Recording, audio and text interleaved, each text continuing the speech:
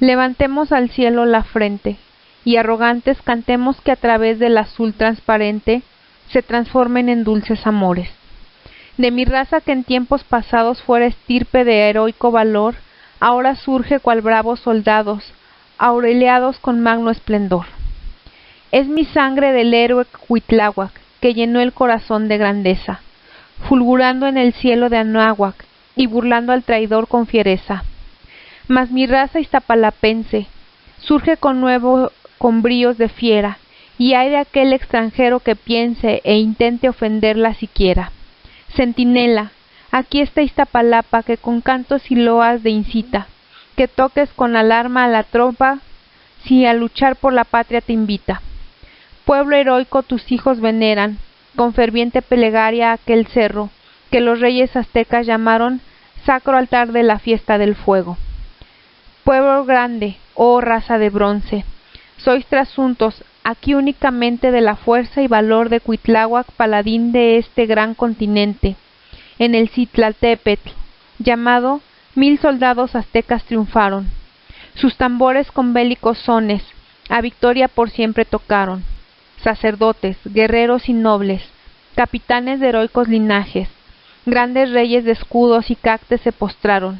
En estos parajes colosales, testigos los vieron. Iztaccíhuatl y Popocatépetl, y así el Teotli y el Xitle, la fueron centinelas como el Chinantecatl. Que tus fuentes y prados risueños, tus vergeles y amena floresta, y las aves, y el niño y sus sueños, te dediquen 1000 himnos de fiesta.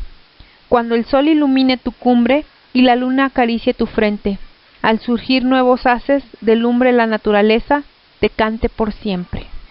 Hola, ¿cómo están? Es un gusto saludarlos, recibirlos con estas estrofas de el himno a Iztapalapa que fueron escritos en letra y música por el profesor Pedro Espinosa Xolalpa con el arreglo del profesor Quirino Mendoza.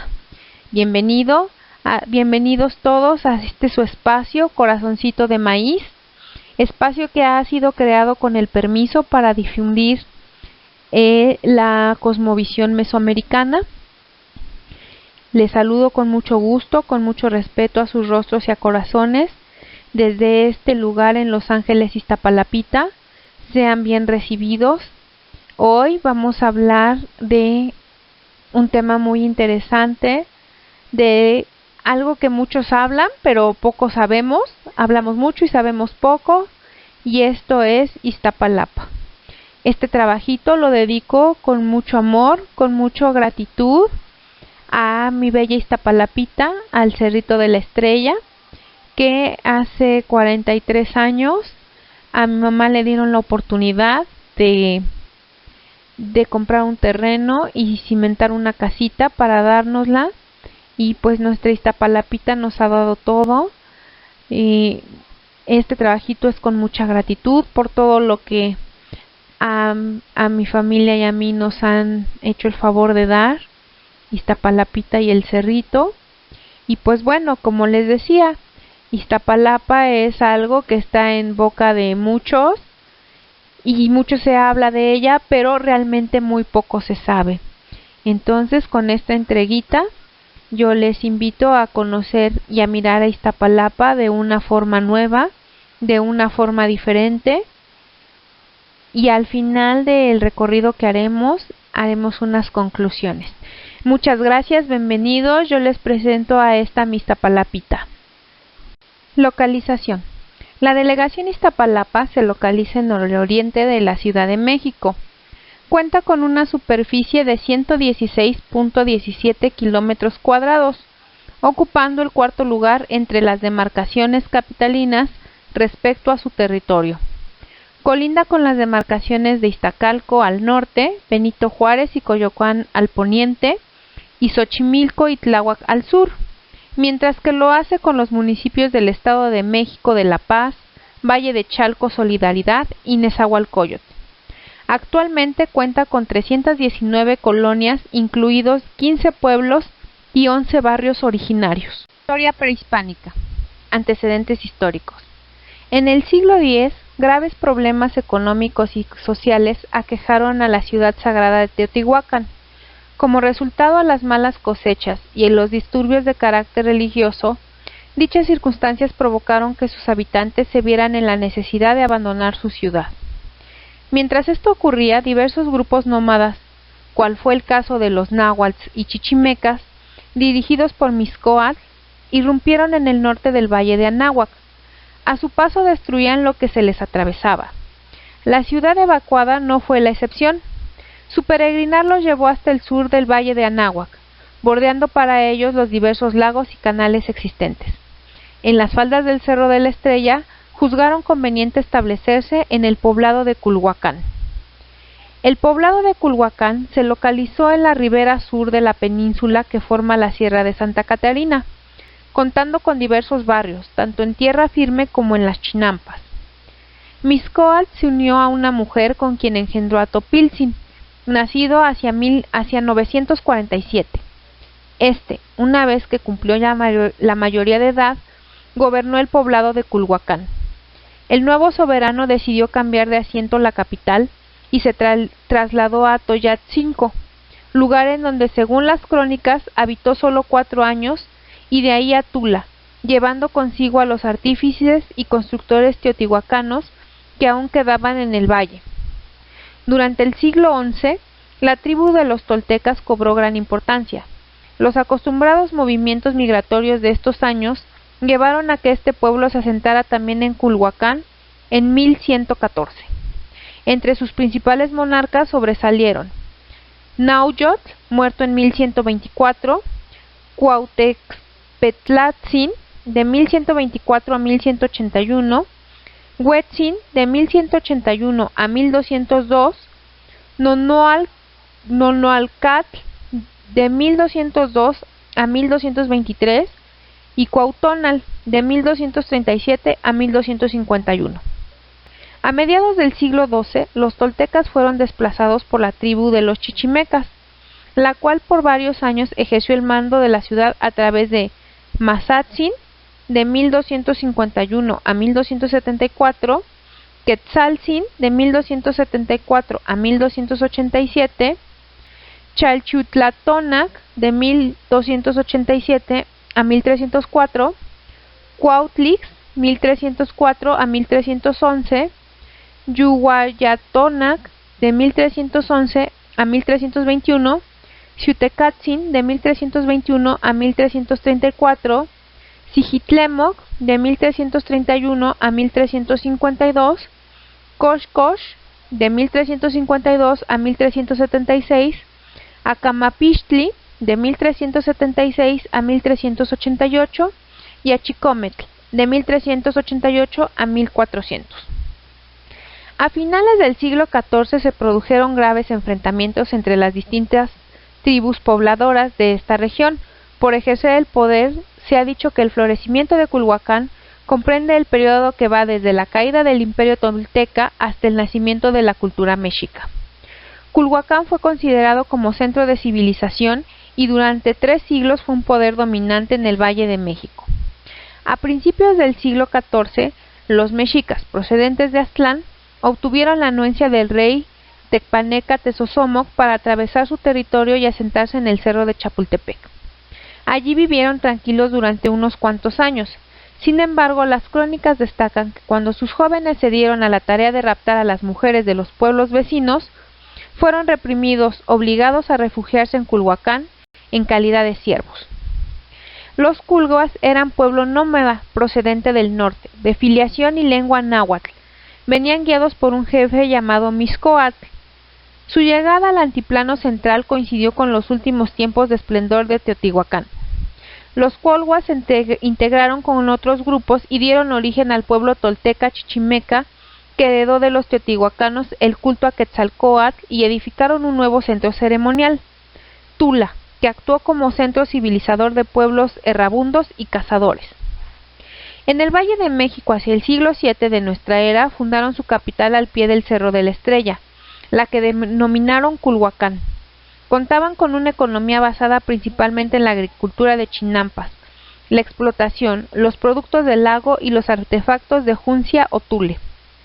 Su bravura en las batallas provocó que en unos cuantos años cambiara su situación. Así de vasallos se convirtieron en aliados del señor Culhua. Para los pobladores de Culhuacán, Azcapotzalco y Texcoco, los mexicas no significaban más que una tribu semisalvaje, la cual vivía en un islote alimentándose de raíces, hierbas y animales. Las poblaciones indígenas que vivían en la localidad de Iztapalapa y Culhuacán se dedicaban fundamentalmente a la agricultura de chinampas, para cultivar flores, hortalizas y maíz, la pesca, la cacería de aves acuáticas como patos y garzas, la explotación de canteras de tezontle y basalto, en los cráteres volcánicos, el aprovechamiento de la sal disuelta en la parte salada del lago de México Texcoco y otras artesanías menores como la cerámica, la cestería de tule, la manufactura de útiles de obsidiana, etc. Antes de la hegemonía mexica, Iztapalapa era un altepetl o señorío independiente de chinampanecas, habitantes de las chinampas, pero los mexicas de Tenochtitlán les conquistaron y dispusieron que el territorio fuera ocupado por nuevas familias mexicas que provinieran de la Ciudad de México Tenochtitlán. También dispusieron que el antiguo centro de poder local Culhuacán perdiera importancia y que un nuevo centro rector surgiera, que fue Mexicalcingo, que en náhuatl significa en el pequeño México. De esta forma, en el siglo XVI, Iztapalapa se convirtió en un asentamiento enteramente mexica que contaba con 8 barrios dependientes o calpullis con calles y canales con varios pueblos sujetos como los de Mellehualco, Acahualtepec y Acatitla. De 1321 a 1426, Azcapotzalco fue la cabecera de los pueblos de la región lacustre bajo el gobierno de Tezosomoc. En este periodo, Iztapalapa fue presa de las conquistas tepanecas, quienes por medio de los lazos dinásticos intentaron consolidar su hegemonía. Como resultado de las guerras mexica-tepanecas, en 1377 comenzó la decadencia de Culhuacán, de manera que Acamapixtli se une a esta y lanzan su conquista hacia los pueblos del sur, con lo que Tezosomoc lanza su reconquista hacia principios del siglo XV, por lo que Iztapalapa y Mexicalcingo se convierten en sus aliados. El resultado de la guerra fue el triunfo político y militar de los tepanecas y sus aliados, lo cual marcó una nueva etapa por el dominio de la región lacustre.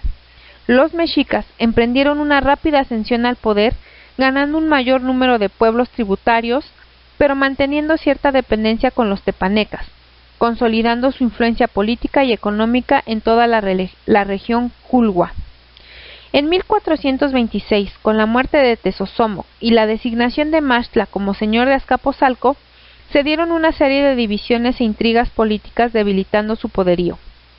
A la muerte de Chimalpopoca le sucedió Izcoatl, quedando como tlatoani de Tenochtitlán. De esta manera surgió la Triple Alianza, en la que participaron Texcoco y Tlacopan, encabezados por los mexicas. Izcoatl, Nezahualcóyotl y los disidentes tepanecas se unieron en contra de Maxtla y los pueblos que habían mantenido estrecha relación con Culhuacán, convirtiéndose en señoríos sujetos al gobierno de Tenochtitlán, manteniendo fuertes lazos dinásticos, siendo aquí en donde Iztapalapa recobró fuerza como pueblo tributario, así con la celebración religiosa de cada 52 años del Fuego Nuevo, estableciendo entonces, hasta la conquista, alianza con Tenochtitlán. De igual manera, durante el gobierno de Axayácatl, Iztapalapa unió fuerzas a la guerra contra los señoríos de Toluca y Matlatzinco. Como resultado de esta unión, los gobiernos de Iztapalapa, Mexicalcingo y Huitzilopochtli fueron considerados como los más fieles al gobierno. Ahuizolt, al regresar a las guerras de Oaxaca, visitó los señoríos culhuaques para dejar ofrendas en agradecimiento de las victorias obtenidas, y así fueron enviados mensajeros de Chalco, Iztapalapa, Mexicalcingo y Huitzilopochtli, visitando estos, ya que los consideraba como lugares más devotos y santos. En vísperas de la conquista española, Culhuacán ya no era una localidad preeminente en el sur del valle. En sus proximidades se había desarrollado Iztapalapa, también a la orilla del lago y al pie del Cerro de la Estrella, aunque del lado norte de esa montaña fue una de las villas reales que rodeaban Tenochtitlán, a la cual abastecían de víveres y a la vez protegían, dada su situación geográfica, la convertían en la primera línea de defensa. Iztapalapa fue gobernada por Cuitláhuac, hermano de Moctezuma II. Contaba con unos 10,000 habitantes dedicados a la horticultura y a la floricultura mediante el sistema de chinampas. Estas actividades explican que en la ciudad sobresalieran los huertos, los estanques para peces, los criaderos de aves, el jardín botánico y el palacio de Cuitláhuac. Todo de cantera y vigas de cedro con patios muy espaciosos que lo convirtieron en un verdadero vergel. En el centro ceremonial de la ciudad desembocaba el camino de Mellehualco, que se comunicaba con Mexicalcingo y con Tenochtitlán. Otra de las importantes vías de comunicación lo constituyó la calzada de Iztapalapa. Ella comunicaba también con la Gran Tenochtitlán. Esta obra la empezó a construir en 1429 el cuarto gran señor de los aztecas, Ixcóatl, aprovechando el trabajo sumiso de los tepanecas y los ochimilcas. El terraplén, cimentado en el fondo del lago, sobresalía 1,5 metros de las aguas y medía 8 kilómetros de longitud y era tan ancho que por él podían transitar 8 caballos a la par. A la mitad del trayecto estaba el fuerte de Xoloc, de piedra, con torres al lado y en medio un pretil almenado y 2 puertas, una de entrada y otra de salida. De esa se partía al ramal de Coyoacán. Iztapalapa en la conquista.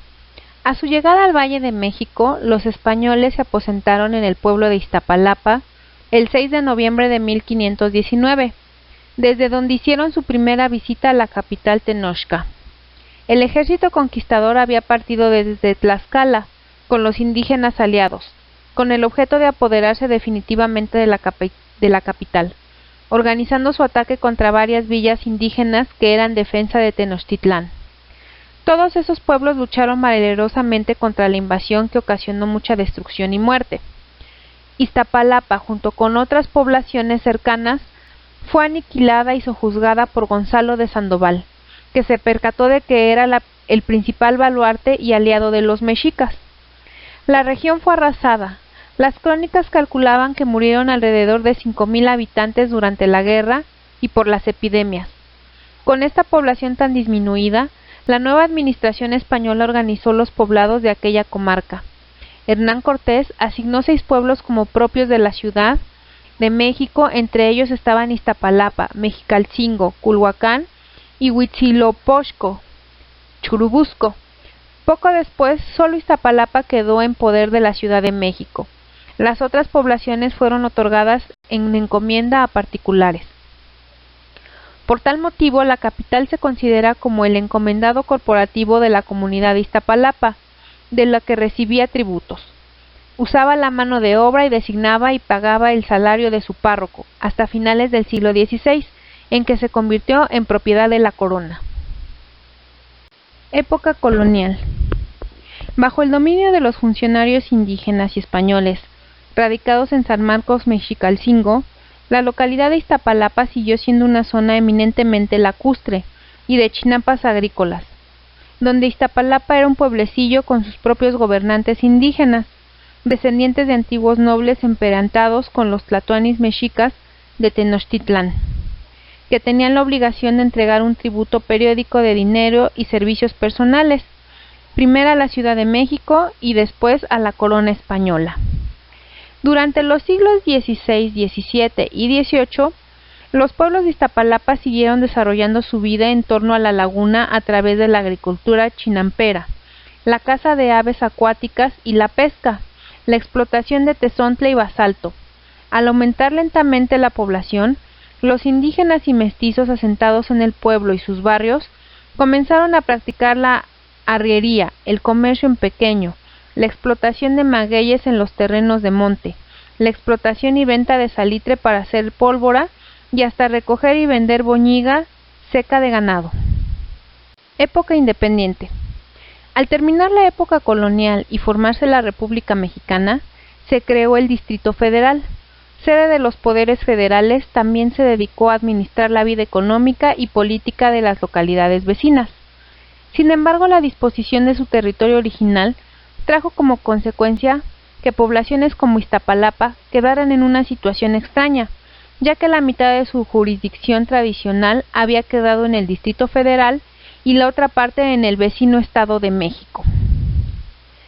Fuera de estos incidentes administrativos, la vida cotidiana seguía como en los últimos tiempos coloniales, salvo por el resurgimiento del fervor religioso entre las poblaciones de Iztapalapa y Culhuacán, al comenzar a reocupar antiguas grutas y construir en ellas capillas e iglesias para el culto a Cristos yacentes o negros y a la Pasión durante el siglo XIX. De esta forma, para mediados del siglo XIX, las ceremonias y ritual de la Pasión en Iztapalapa y otros pueblos se presentó como parte de este fenómeno de reactivación religiosa, en una época llena de conflictos, epidemias, crímenes, guerras y peligros constantes de toda clase. El Santísimo Señor de la Cuevita. Desde 1725, el pueblo de Iztapalapa le rinde una especial veneración a la imagen del Señor del Santo Sepulcro, al que se refieren con mucho cariño como el Señor de la Cuevita. La leyenda dice que unos peregrinos de Etla, en el actual estado de Oaxaca, pasaron por el pueblo camino de la Ciudad de México para que la imagen que portaran fuese retocada. Acamparon en el Cerro de la Estrella y la imagen la dejaron debajo de un árbol. Al día siguiente, cuando despertaron, la imagen ya no estaba. Fueron al pueblo para buscar la imagen en los templos. Al no encontrarla, pidieron apoyo a los iztapalapenses para hacer una búsqueda en el cerro. Pasaron varios días y el Cristo no fue hallado, por lo que los peregrinos decidieron regresar a Etla para avisar de lo sucedido. Meses después, algunos pobladores se dieron cuenta de que un pastor iba todas las tardes con un ocote a una cueva. Le preguntaron por qué y les reveló que había encontrado una imagen en una gruta y que prendía el ocote para que no estuviese en oscuridad por las noches. Una vez que fueron a la caverna, dedujeron que era la imagen que los peregrinos traían y decidieron avisarles para que vinieran por ella. Era el 3 de mayo de 1725. Cuando trataron de sacarla, esta no se movió ni con el esfuerzo de 20 personas, así que interpretaron que el Cristo debía quedarse ahí. Se le construyó una ermita al lado de la boca de la gruta y fue entonces cuando se deseaba trasladarle a este templo que pudo ser movida y tan solo por 4 personas. Siempre ha sido objeto de cariño y respeto de los 8 barrios, mismo que se vería incrementado cuando en 1833 asistieron a su capilla a pedirle que cesara la epidemia de cólera morbus, que había acabado con los mayores, siendo jóvenes y adolescentes los que sobrevivían. Después de oficiar la Santa Misa, llevaron a la imagen en procesión por los barrios. Transcurrieron 3 días en los cuales fue disminuyendo el número de víctimas y finalmente ya nadie más murió por el cólera. Como testimonio de su agradecimiento, el pueblo comenzó a construir el santuario del Señor de la Cuevita, una basílica con un amplio atrio justo enfrente de la cueva donde fue hallado después de que se les perdió a los peregrinos. Semana Santa en Iztapalapa.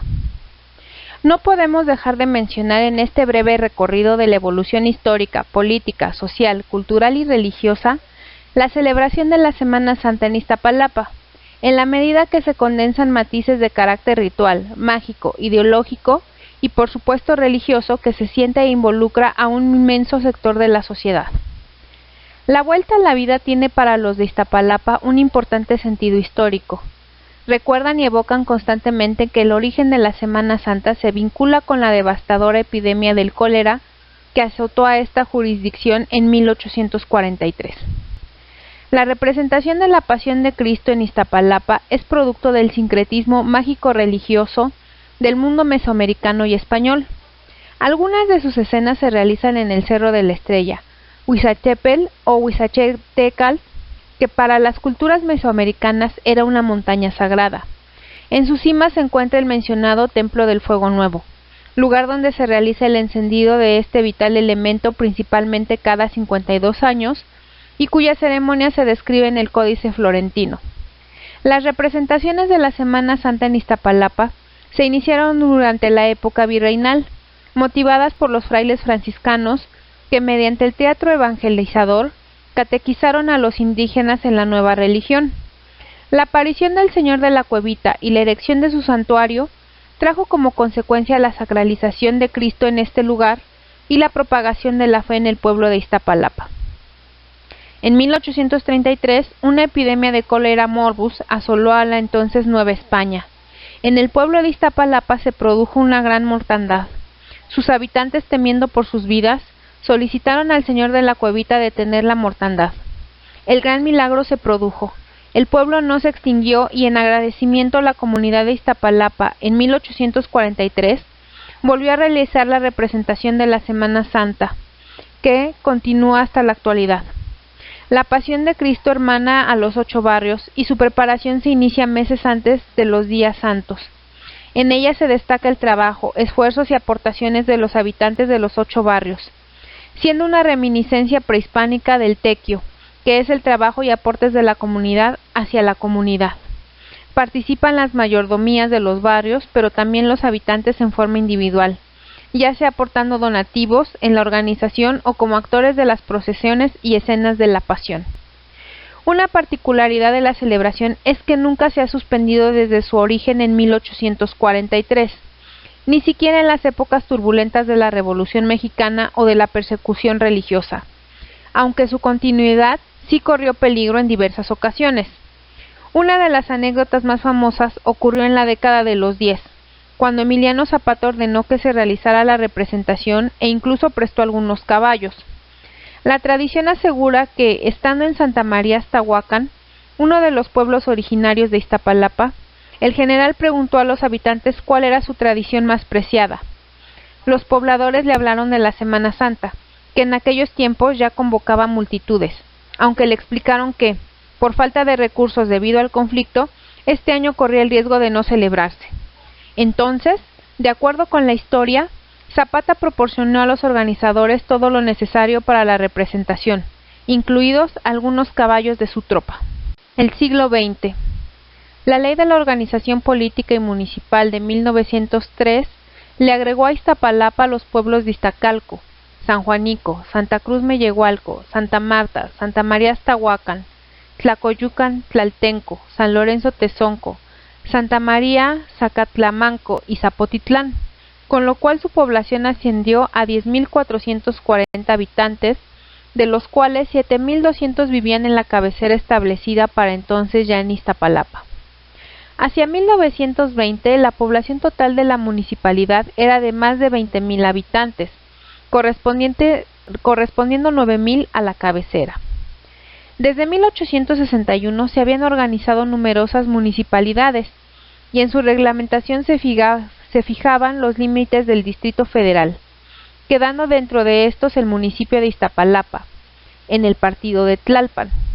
En 1928, un año antes de que se establecieran las delegaciones, existían 15 municipios en el Distrito Federal, entre los cuales estaba el de Iztapalapa. A partir de 1929, por la ley del 31 de diciembre de ese mismo año, se establecieron las delegaciones, y el Distrito Federal quedó dividido en la Ciudad de México y 12 delegaciones. Una de ellas fue Iztapalapa. Al principio de este siglo, la población en general siguió siendo rural. Las actividades económicas de la comarca continuaron basándose en la agricultura, destacando la producción de hortalizas y de flores. También se extraían algunas canteras de Culhuacán y del Cerro del Marqués. De hecho, en Iztapalapa, el periodo porfiriano solo acabó cuando el huertismo fue derrotado en 1914 por las fuerzas de la Revolución. En ese año, tropas zapatistas llegaron a Iztapalapa y junto con los campesinos indígenas atacaron y saquearon las haciendas existentes en la jurisdicción de Iztapalapa. Luego, en 1920, la tierra de ranchos y haciendas de Iztapalapa fue expropiada por los gobiernos de la Revolución para formar varios ejidos en la localidad. A pesar de estos cambios, Iztapalapa y sus barrios y pueblos siguió su vida rural y campesina. Datos importantes. Extensión. La delegación Iztapalapa se encuentra en el oriente del Distrito Federal. Tiene una extensión de 105.8 kilómetros cuadrados, 7.5 de la superficie de la Ciudad de México, y su altura sobre el nivel del mar es de 2.100 metros. Relieve. En cuanto al relieve, plano en su mayoría y correspondiente a una fosa o depresión tectónica que fue el resultado de dos fallas montañosas. Quedaron dos alineamientos volcánicos.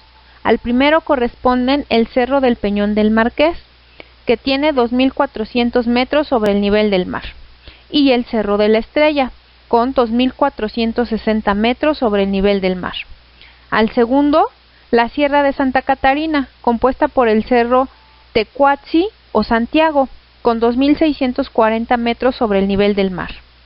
Cerro Tetecón, 2.480 metros sobre el nivel del mar. Volcán Xaltepec, con 2.500 metros sobre el nivel del mar. Volcán Yuhualiski, con 2.420 metros sobre el nivel del mar. Y el volcán de Guadalupe o el Borrego, con 2.820 metros sobre el nivel del mar, tomándose en cuenta solo las elevaciones principales. Sus principales elevaciones son los cerros de la Estrella, el Peñón Viejo o del Marqués y la Sierra de Santa Catarina, donde se encuentran los volcanes de San Nicolás Xiltepetl, Xoltepetl y el Cerro de la Caldera. Geología. El Cerro de la Estrella emerge del vulcanismo de la época Pleistocénica del Cuaternario inferior, formado de andesitas basálticas. Al mismo tiempo nacen los cerros del Pino, Marqués y Chimalhuacán, conformando la Sierra de Santa Catarina, que junto con el Cerro de la Estrella forman la península de Iztapalapa. Hidrografía. Aun cuando Iztapalapa fue región con grandes extensiones de agua por la antigua colindancia con el Baso de Texcoco, ya que existieron canales para transportarse a Santa Anita, Jamaica y Tlatelolco, actualmente no existen depósitos naturales de aguas superficiales, por el efecto combinado de la desecación lacustre y la pavimentación urbana. Por la delegación atraviesa el río Churubusco, que al unirse con el río de la Piedad, ambos actualmente entubados, forman el río Unido.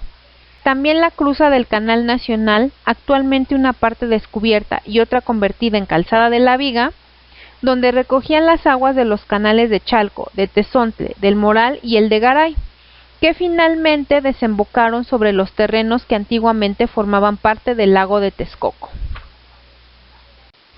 El Cerro de la Estrella. El Cerro de la Estrella, mejor conocido como Huixatepel por nuestros antepasados, se localiza al sureste de la Ciudad de México.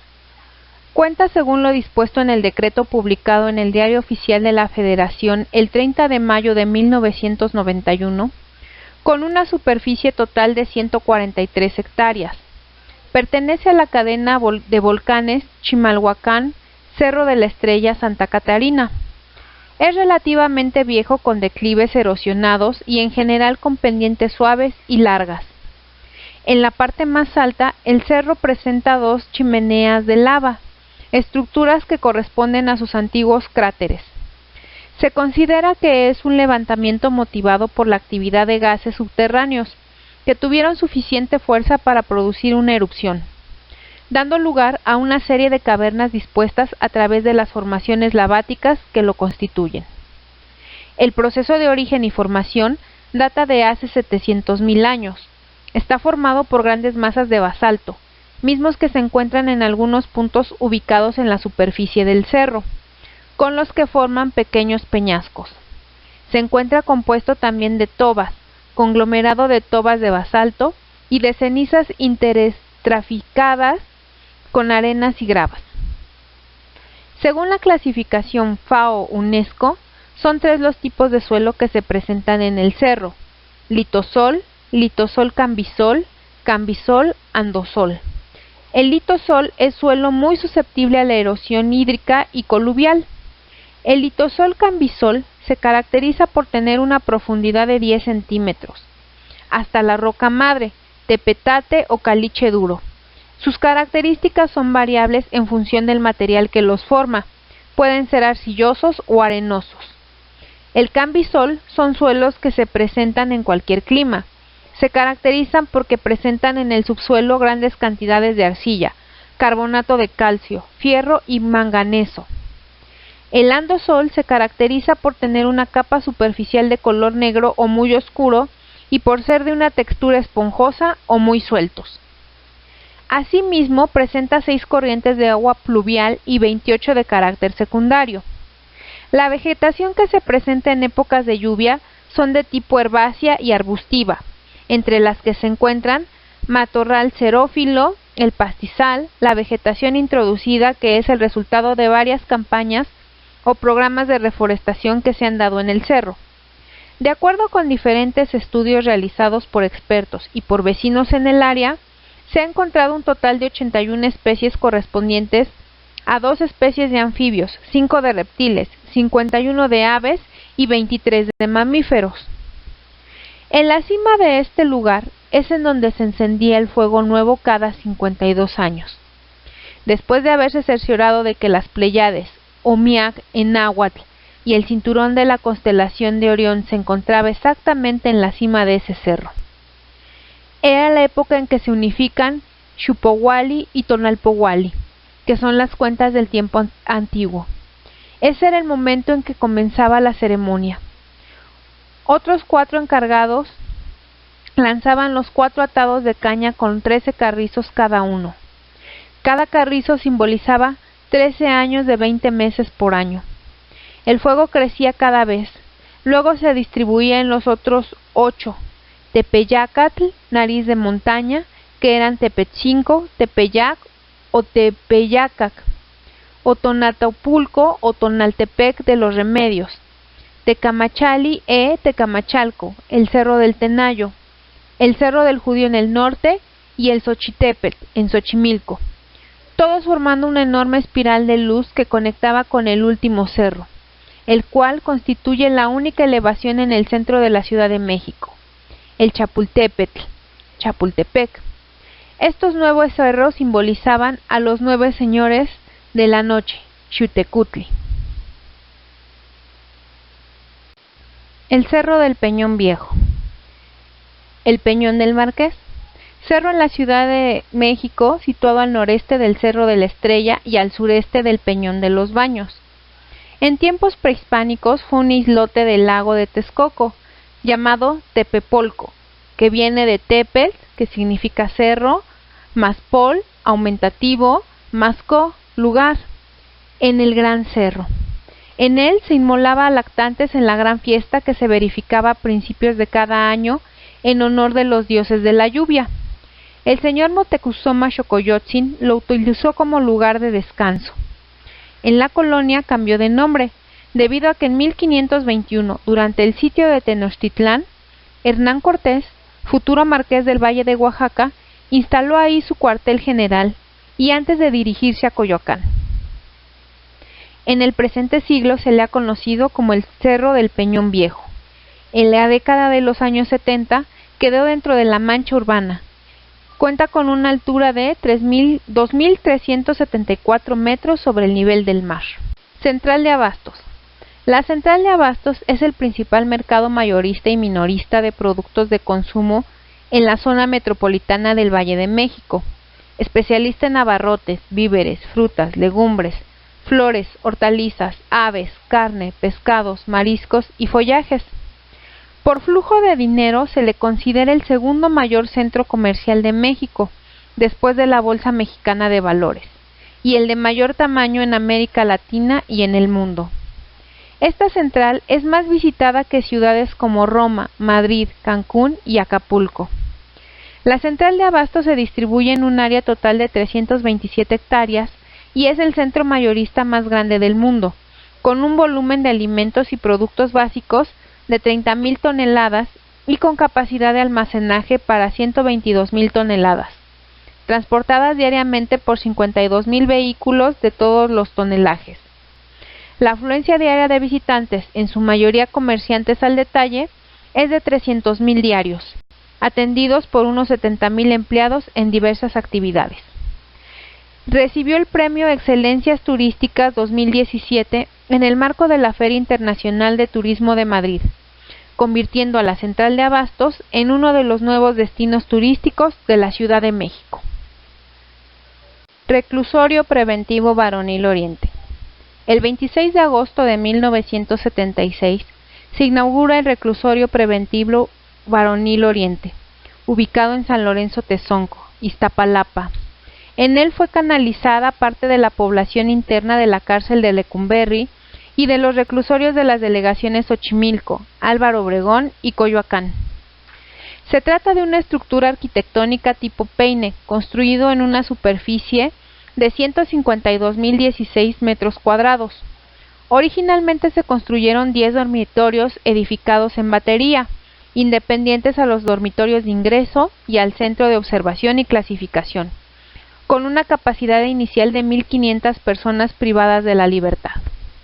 En la actualidad, cuenta con una capacidad instalada para atender una población de 5.604 personas privadas de la libertad en 8 dormitorios, 6 dormitorios anexos, 6 dormitorios bis, área de ingreso, un dormitorio para el programa de intervención en conducta adictiva, un módulo de seguridad y el centro de diagnóstico, ubicación y determinación de tratamiento, en una superficie construida de 60.171 metros cuadrados.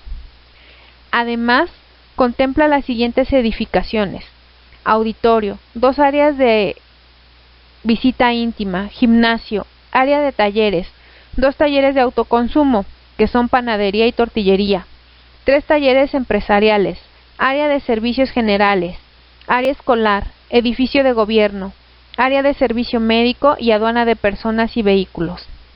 Las principales actividades escolares que se imparten en la población interna es alfabetización, primaria, secundaria, bachilleres y preparatoria, y educación superior impartida por la Universidad Autónoma de la Ciudad de México, así como de posgrado a nivel maestría.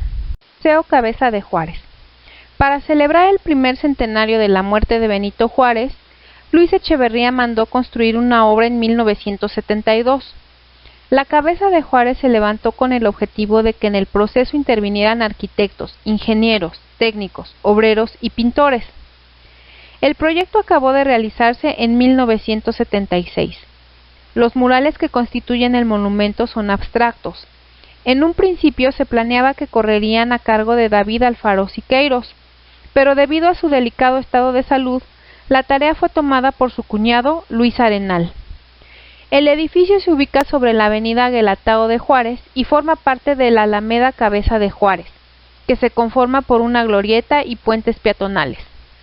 Sin duda, lo más interesante del monumento son sus interiores. Se trata de un pequeño pero maravilloso recinto que cuenta con obras de David Alfaro Siqueiros, Diego Rivera, José Clemente Orozco y Rufino Tamayo, todas acerca de Benito Juárez. Exconvento de Culhuacán.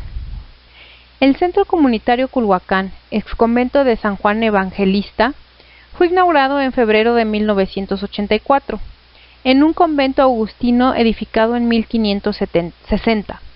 Se trata de uno de los pocos monumentos históricos de ese periodo en el sureste de la Ciudad de México. Entre las características arquitectónicas de estilo renacentista, destacan los muros de basalto volcánico o recinto, que es un material propio de la zona.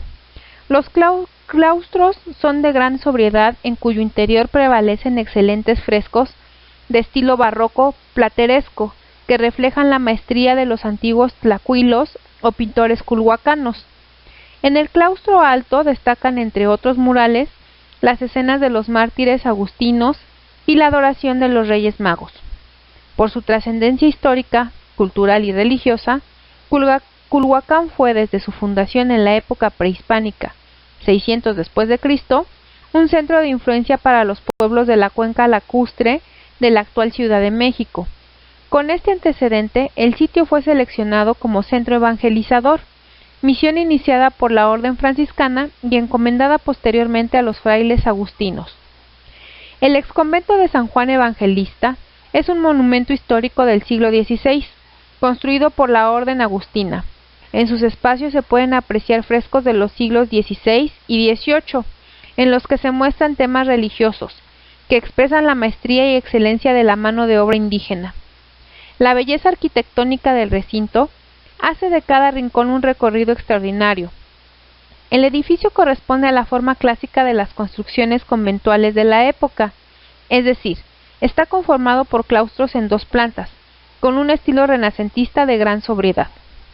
Actualmente es museo de sitio, cuyo acervo incluye piezas originales de la época prehispánica, encontradas en las excavaciones arqueológicas del Parque Histórico y Molino de Papel, tales como la diosa de las mazorcas de maíz Chicomecoatl tallada en roca volcánica, y la representación de Tlaloc, deidad del agua, tanto del periodo prehispánico y colonial, así como una exposición fotográfica que muestra los usos y restauración del edificio, y una última sala que recrea una celda, aposento de los frailes.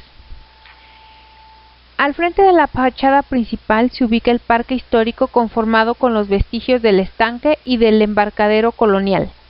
A unos metros están parte de lo que fuera el molino de papel, considerado el primero en su tipo en la Nueva España. Bueno, pues como hemos podido ver a lo largo de este recorrido por Iztapalapa a través de la historia, pues nos podemos dar cuenta que la fuerza de Iztapalapa, la gran fuerza que tiene Iztapalapa, no es de tiempos actuales. Esta fuerza viene desde hace muchos años, desde tiempos prehispánicos, cuando se funda Culhuacán, que eran pueblos en su mayoría dedicados a la agricultura, a las chinampas, pero también con personas fuertes, personas guerreras, que así fueron reconocidas como la primera línea de defensa de la ciudad de Tenochtitlán.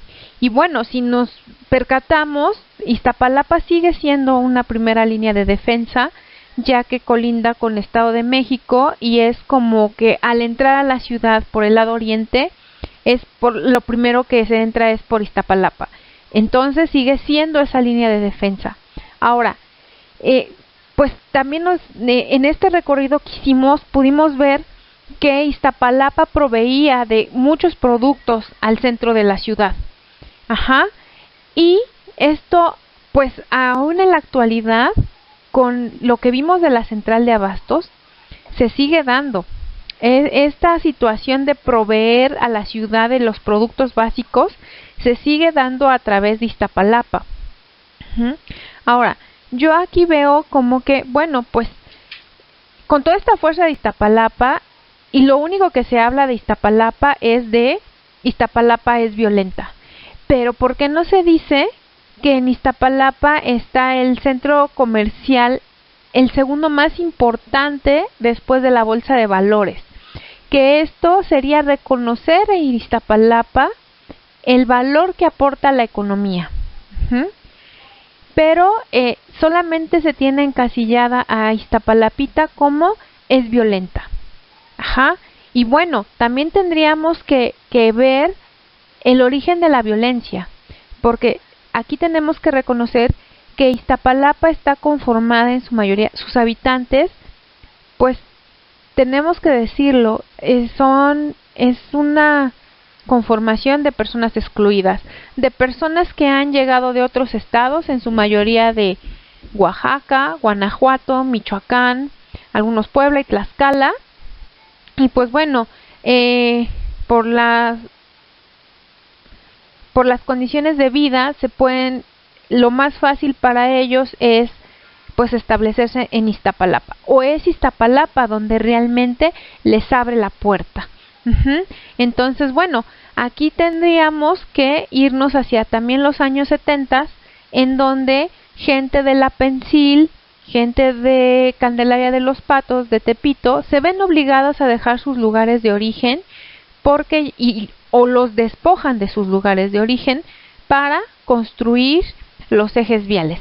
Entonces ellos vienen hacia Iztapalapa, llegan aquí a establecerse, pues digamos a invadir predios y empieza a ver cosas que antes no se habían visto en Iztapalapa, ¿no? Pero también es aquí donde Iztapalapa empieza a alejarse como un tanto de su cosmovisión, deja de dedicarse de la agricultura, de la crianza de animales, de todo esto de estar trabajando con el campo. Entonces bueno, aquí entra en una nueva etapa que es con migración de gente, primero pues desde la misma Ciudad de México, y después empieza a llegar gente de otros estados, haciendo de Iztapalapa, de la población de Iztapalapita en su mayoría, pues excluidos. Entonces, pues aquí tenemos dos cosas. Una, su población de personas excluidas, y la otra que empieza a alejarse de su cosmovisión. Y bueno, también, pues que muy poco se valora la importancia del aporte económico, del aporte de línea de defensa de Iztapalapa, de la fuerza que tiene Iztapalapa. Entonces, pues bueno, aquí es donde yo miro que Iztapalapa se revela para ser vista, para ser bien vista, para volver a tener el lugar que tuvo previo a la conquista, de que incluso la llamaban el lugar más santo y más devoto. Por eso le fueron a llevar ofrendas por su gran valor al defender a la ciudad. Y por eso es esta fuerza guerrera de Iztapalapa, porque no es algo nuevo, viene desde tiempos previos a la conquista. Entonces, en este recorrido que me hicieron favor de acompañar, pues vimos lugares importantes y de fuerza con los que cuenta Iztapalapa. Toda su historia, todo su viajar en el tiempo.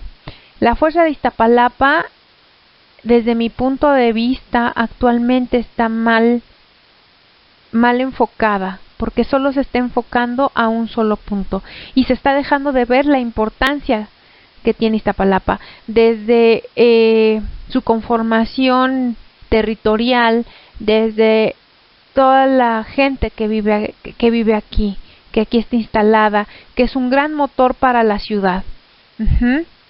Entonces, pues sí, como en tiempos anteriores, que Iztapalapa es mirada, pero ahora está siendo mirada con otros ojos. Necesitamos volver a mirar a Iztapalapa, dándole un buen lugar, reconociéndola como personas guerreras, como personas valientes, como la primera línea de defensa de nuestra ciudad, como el segundo centro comercial más importante después de la Bolsa de Valores. Volviendo a ver la importancia de sus rituales, de su religiosidad, para que todo esto se una